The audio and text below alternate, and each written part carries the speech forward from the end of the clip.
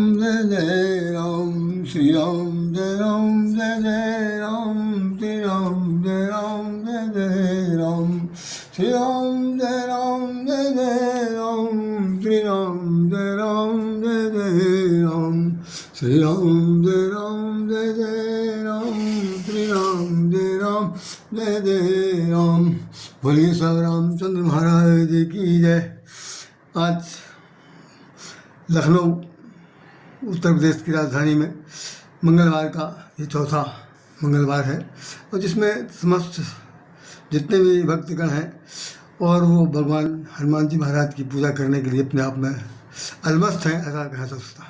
मैं बहुत संक्षेप में 2 शब्द आप लोगों के साथ कहना चाहता हूँ कि वास्तविकता ये है कि भगवान हनुमान जी के लिए जैसे ये लिखा हुआ है, ये हमारा लेख है। एक सेकंड आप देख लें, इसमें हमारा नाम कहीं छपा हुआ है, कहीं पर नाम ज़रा देख सकते हैं आप, निश्चित रूप से देखिए कि ये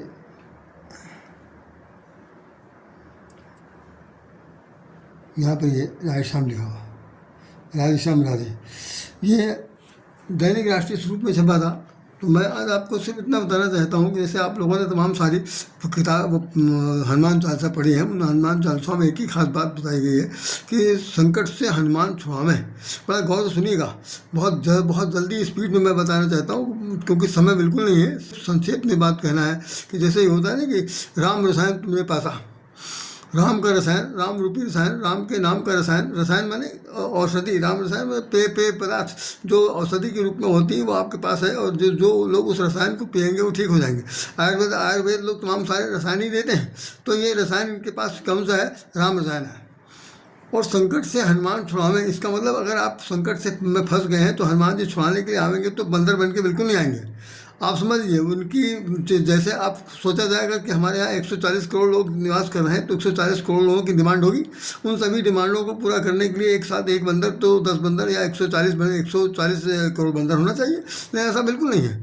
हनुमान जी के अंदर एक जो अद्भुत क्षमता है वो आपके अंदर इतना साहस भर देंगे कि आप धीर बन जाएंगे, आप साहसी बन जाएंगे। आपके नासिका के माध्यम से प्राणवायु इतनी प्रबल हो जाएगी कि आप दूसरे वाले व्यक्ति से सामना करने को तैयार हो जाएंगे। लेकिन इन सब चीज़ों के बीच में एक ही शर्त है, एक शर्त है कि संकट से हनुमान छुड़ावें और मन क्रम वचन ध्यान जो लावे, मन क्रम वचन ध्यान जो लाए, उसी को छुड़ाएंगे, ना आपको छुड़ाएंगे ना हमको छुड़ाएंगे। इस पर समझ लीजिए, जो मन से कर्म से वचन से उनको ध्यान लगाएगा कौन?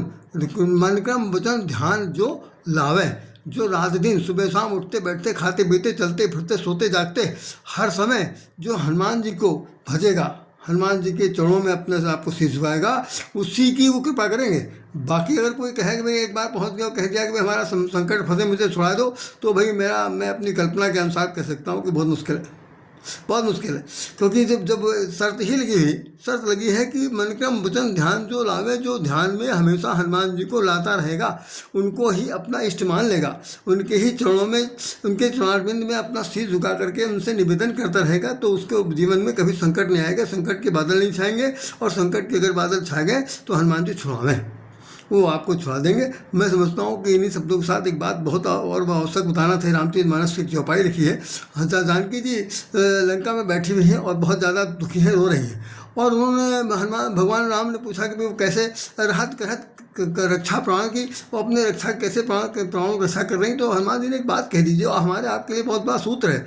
सूत्र जानते क्या है? उन्होंने कहा कि हनुमंत विपत प्रभु सोई, जब तो सुमिरन भजन न होई।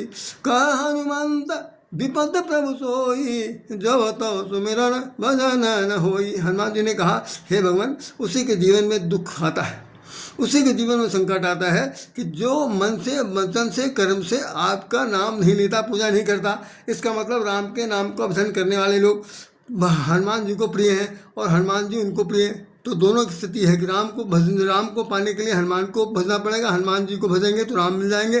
तो दोनों एक दूसरे के कूटपूरक है। ऐसी स्थिति में हमें क्या करना है? मन से वचन से कर्म से उनकी पूजा उपासना करनी। आज ये जो मैं माला पहने वो हनुमान सेतु पर वहाँ के पुजारी जी ने मुझे ये उपहार स्वरूप दिया था। आज चौथा मंगलवार था, मेरा व्रत था, तो मैं वहाँ पर गया तो उस पर उन्होंने जो कृपा की वो आपके सामने है।